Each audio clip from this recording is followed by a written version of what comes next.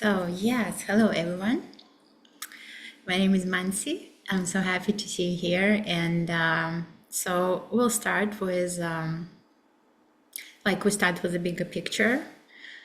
We'll take a nice cosmic flight. Hi, Ala. With Alicia. And then we're going to do some readings for all the beautiful souls. Yeah, so I met Alicia not long ago and she introduced me to Jing. It was definitely a big highlight of my life and still is. So, and I can certainly and just spending time with her, I can certainly say that you have never met anyone like that before, for sure.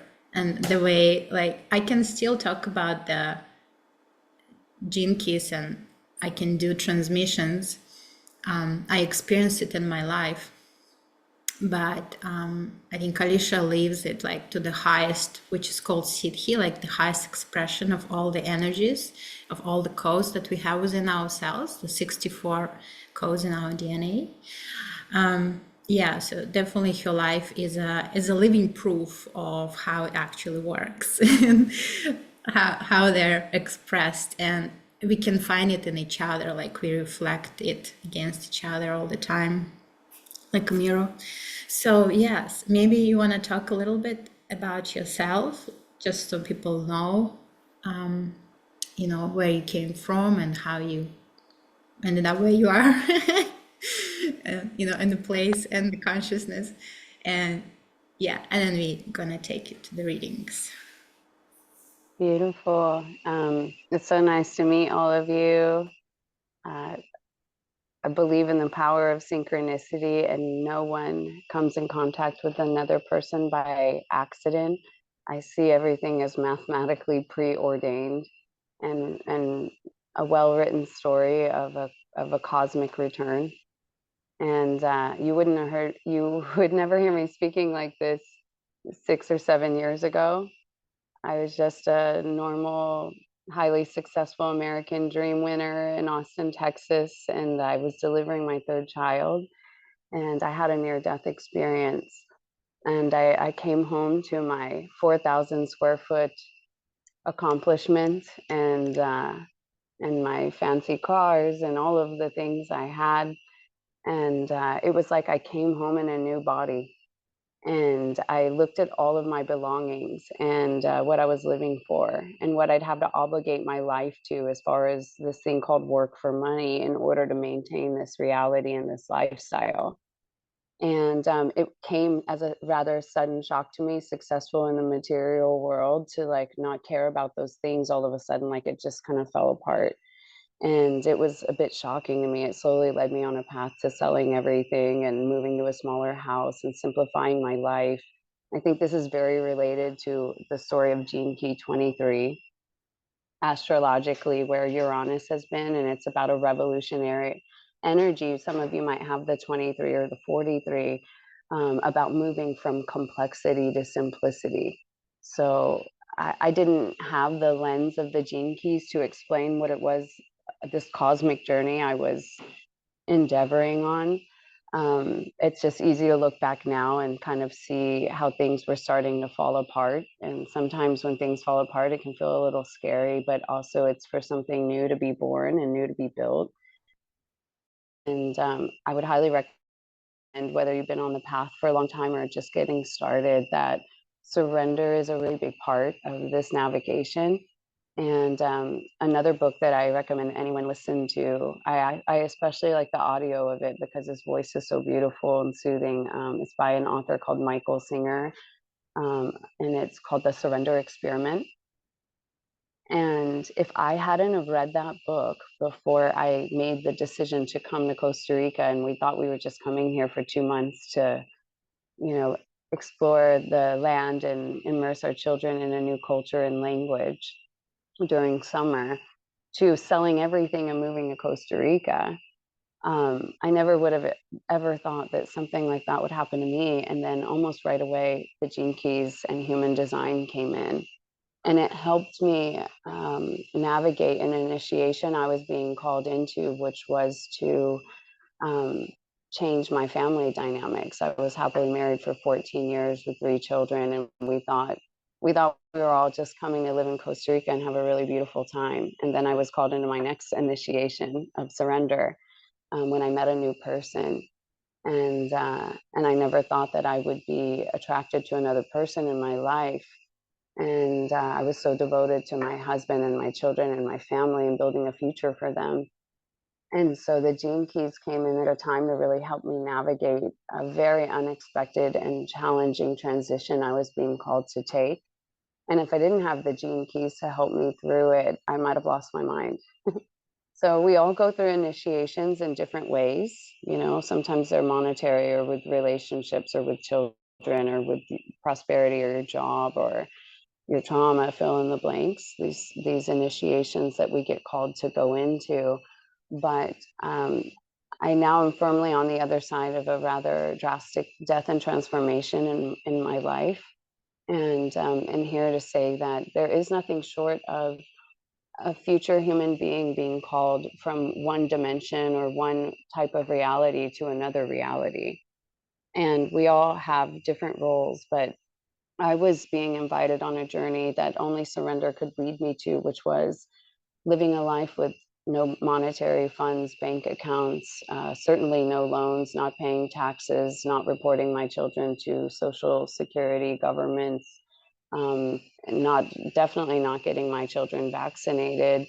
I moved into quite a drastic extreme from the achievements of my other life, and it was like jumping into a black hole as a cosmic experience. And so on the other side of that, I met, I had a Kundalini experience and I met my now partner that I've been with almost 6 years. And I've been invited to experience the most beautiful love story ever written. And and it's brought me into the highest form of a creative expression with my sound and my dance, and also just my exuding love for loving people and helping them through their transitions. you know um, I have Gene Key 8, it's Beyond the Comfort Zone, and it talks about sometimes we need shocking experiences to break us up, break us out of the spell. Maybe some of you have the 8 or the 14. It's a shadow of mediocrity. And so sometimes we need shocking experiences to wake us up. But what I would recommend is that maybe you don't need a drastic or shocking experience. Maybe you don't need a world disaster or a death or an injury or a traumatic event to happen to you to lead you on the path of trust into a higher purpose. We don't all need to have a near-death experience. We can trust our hearts and our intuition and allow ourselves to open up and be clear about what I would call source or God is wanting to communicate to you, and remembering you're valuable, remembering you're worthy, remembering you came here with a purpose. Remember that freedom will come to you when you serve other people selflessly, but not self-sacrificing. And when we learn how to utilize our gifts and our knowledge from one world and bring it into another world, we can really nurture the birth. The 49 is about the rebirth, the rebirthing of something new. And we all have our pieces and our parts to our particular role. And what I would say is supporting humanity through an interdimensional shift. And the 49 talks about changing the world from the inside. So we move from if anyone has the 49 or the 4, they unlocked each other, but this is applicable to us all because the 49 is ultimately about the sleeping genetic trigger in humanity that would trigger a mutation. And so Richard Rudd is starting to talk about this with Dr. Zach Bush about a transcendent biology and a future human being, and that we're all headed there, and that something is happening in our physical bodies, our mental bodies, our emotional bodies, and our DNA to prepare us for a shift like that. So you don't come into this information by accident. And sometimes when people come into it, they put it down because it's so much, it's so much. And yet it's beyond the mind that you're digesting this information and really turning on your memory. And turning on memory, remembering something's different than learning it. And that's what the impeccability, the 62 of the gene keys and the script of it is that as you perceive these words, and you work with your, bring yourself into the calm, relaxed state. And being able to be in any kind of environment or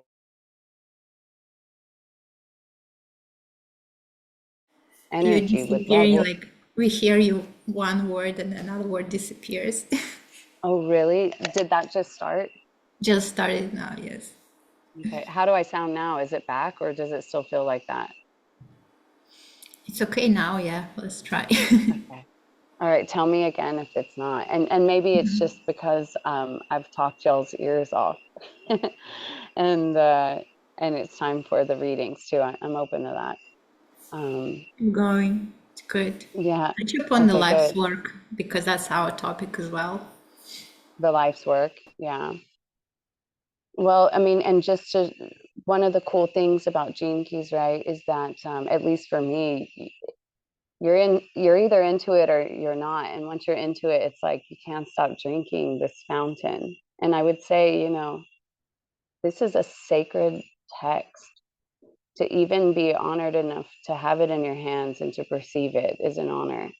And treat it as such and do it right when you read it, to allow yourself to laugh at your shadows when they come up, and laugh at how you could read a gene key and then a character in your play is going to come up and play it out, so it can show you that you can move beyond the reaction or the repressive nature of your patterns. Does everyone here know gene keys already? Okay, cool. No? Okay. So I'm trying to Um, touch on if you've just come to it or if you've been in it a while, but yeah. Um, the most important thing to understand, like I was just on a call, a synchronistic call right before I came to you all about, the future of what communities can look like, the future of what self-sovereignty can look like, water sovereignty, land sovereignty, gene key societies, groups of people coming together to live in community, disconnecting from the tech and connecting with each other again, not being so reliable on technology and money to give you security or freedom, and to start to really realize that the most powerful thing is that when we gather together, we've lost touch with each other in the physical body work and hugging each other and looking at each other's eyes and singing songs together. Are we singing? Are we gathering? Are we sitting around a fire? Are we playing a drum? Are we talking about our fears with our friends? Are we able to be fully transparent in our lives? I love Gene Key 59. It unlocks the 55 dragonfly stream and, transparency. Are we able to talk openly to our friends or our partners or our family? Are we able to speak clearly what we're actually feeling inside? Are we holding in feelings and not fully expressing ourselves? Are we really able to honor ourselves and the feelings that we get and the intuitions we get about where to be and who to be around and who not? Being aware of your energy, being responsible for your energy. We're an energy field first. And so we're responsible for the energy that we bring into a space or a place. And we're responsible for the energy of which we interact with another being with. And these things can really bring us, ultimately, what I would say a future human being's state would look like or feel like is that bliss and ecstasy, the 58 and the 46, are your natural birthright. And actually, all the Siddhic states are your natural birthright. To feel calm, relaxed, peaceful, and bliss and ecstasy in your body at all times is your birthright. It's actually the natural way. And so we're learning how to navigate this field of how do we leap from one reality of, you could say, pain, suffering, exhaustion, fill in the blanks of the shadow frequencies, confusion, fill in the blanks of those, purposelessness, inadequacy, judgment. So we're allowing ourselves to kind of really open up the gates so that we can allow ourselves to leap into all of the higher frequencies.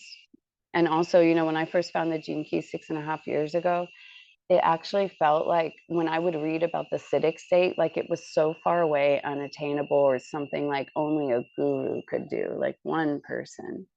And then when I really started to give my life to the teachings, and I did leave behind technology, monetary systems, and sit in a river all day, every day, and cry as I would have revelations of these sacred texts, it transformed me to about the mutation. You're living in the underworld, you're living in the underwater world, and one day out of nowhere, you get up out on the rock in the sun, and wings pop out of your back, and you're changed forever. And it happens in an instant. Biblically, they would say in the blink of an eye. And so we're being called to transformative lives like that. Even the healing path and the healing industry shouldn't last forever. Because as we mutate in a new type of being, science actually doesn't even know how to address this mutation yet. But we're mutating in such a way that we could, I don't want to say the word bypass, but I would want to say the idea of the ability to quantum leap from one being or one world to another world. And ultimately, that's why I'm very passionate. Excuse me, a group just came here to go to the waterfall, I think. So you might, he's the real leftover from the 60s. It's funny. Which part was I telling you? I could talk forever about all kinds of stuff. I'm recognizing that sometimes I'm in my head, like, do they want to know about this stuff or not? But I just, that's what I wanted to get back to. In the 55, actually, it talks about a new type of science and spirituality. And so could you imagine a time when you eventually go from going to a doctor, asking them to take your fluids to test and see if you're fitting in the normal range of a human being, right? To never needing a doctor again, ever, because we know how the quantum field works, because we know how our body works, because we know how energy works, because we know how our emotions work, because we know how to heal ourselves, because we're born to do that. And it's almost like a quantum leap into another circuitry, like your light body. And Gene Key 22, right? It's that divine feminine cosmic mother redemptive transmission, and it talks about the biological apocalypse. So some of you might hear we're in apocalyptic times. And the 22 talks about the biological apocalypse. He talks about St. John's in the Revelations. He talks about the idea of an apocalyptic event happening within our cellular structure, within our bodies. And the 7 sacred seals is the future mystery school teaching. And so, of course, I love to go look at your core wounds and look in your chart and see what sacred seals you have, and talk about the 9 planetary portals of initiation. It's time to start. I don't want to use the word church, just in case some people are triggered by that terminology, but also church. And I think there's a misrepresentation of what church is being right now versus what it's meant to be. But I feel the 22 is like a cosmic church, a cosmic rebirth, a cosmic integration planetary initiations. In Revelations, it talks about unlocking the 7 sacred seals and activating the 144,000. And it talks a little bit about that in Gene Key 7, the Army of Light. If anyone has the 7, it unlocks the 13. And, the 7 are leaders and guides and virtuous.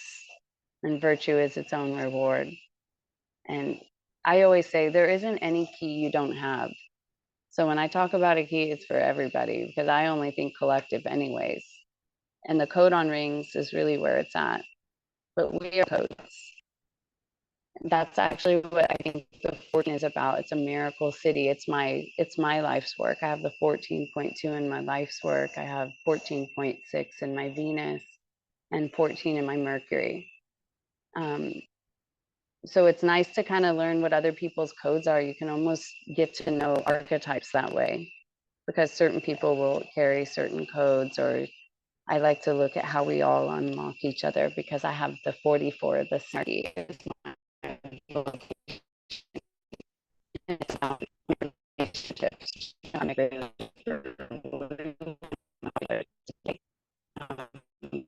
No, you're cutting out.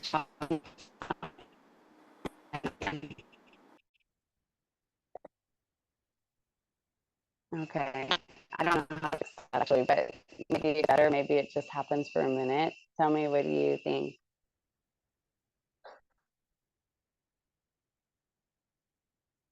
It's okay.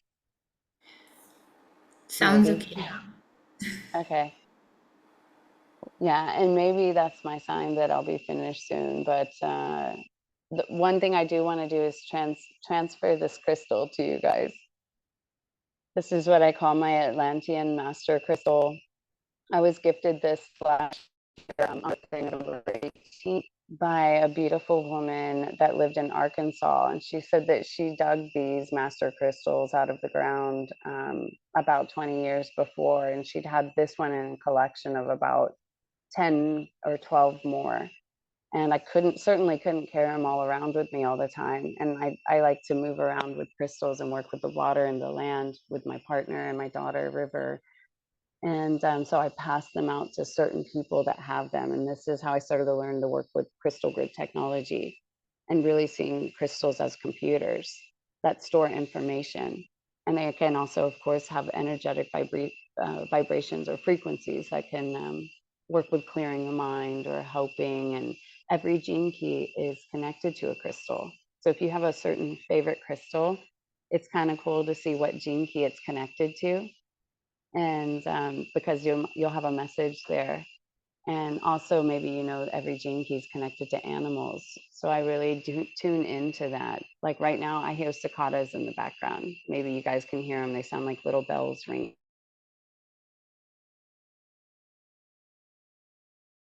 But the cicada is connected to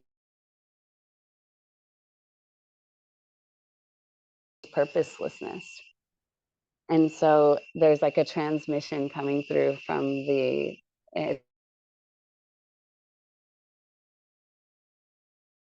to totality to immortality. And that's been a topic on my mind a lot lately, the immortal gene and the immortal being, and the idea of becoming an eternal immortal being, which when I started to say it sounded like something really crazy. And I could also perceive that when I say this to people, they also might think I'm crazy. But my culture is the 28.3. And I feel that is one of my things I'm here to bring to community is a deeper understanding of the immortal nature of who we are. And if we remember that we're an immortal being, what would we change about what we're enduring or what we're doing right now to impact every next step in our lives versus, so many years left. So I'll just do what I can based on the American Dream program and see what happens versus living an adventure and coming together and working as teams and synergy and creating beautiful new worlds for the future of our children. We have an invitation like that with the sacred text of these gene keys, if we so choose to approach it like that. And I honor everyone on their path and how you want to navigate the gene keys. But there's a beautiful written story when people start to synergize and come together and work as teams that can change global economies and bring equilibrium and balance and improve society at the highest level. And so you can think about the world you've come from and all your knowledge, skills, and abilities and what it is that you know. And then when you dive deeper into like the Pearl sequence or the Venus sequence and you get into line numbers a little more, you can see the bigger picture of the star architecture of yourself and the character you wrote for yourself before you came here. And so now everything just starts to come into alignment with the character and the sacred geometry of yourself that you wrote. And we'd call that poetic genetics. And you can't force, and you can't control, and you can't dominate. Those are the shadows. Force, the 34 keeps us from our majesty. The 45, dominance, keeps us from communion. In the 21, the shadow of control keeps us from valor. And so it's a beautiful poetic genetics of us coming together and finding our way into a symphony where no one's isolated or alone. And ultimately, the 7 sacred seals heal the wounds of guilt and shame and separation and rejection and denial and repression. And they're ultimately here to serve humanity by ending all war, ending all poverty, ending the shadow of indifference, the curse of indifference, the curse of separation, ending borders and boundaries, eradicating all disease. That's what's written in the Gene Keys. I'm not reading the old Bible. I'm reading this thing. And it's creating a positive vision for me that I can perceive for humanity that involves all of us. And when we start living our higher purpose, we're operating from frequency field that is beautiful.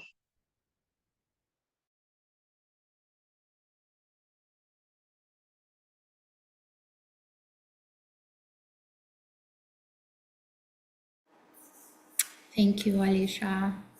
Oh, thank you. Disappeared. She does that. She appears and disappears.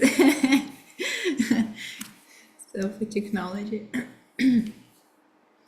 Yeah, really beautiful intro.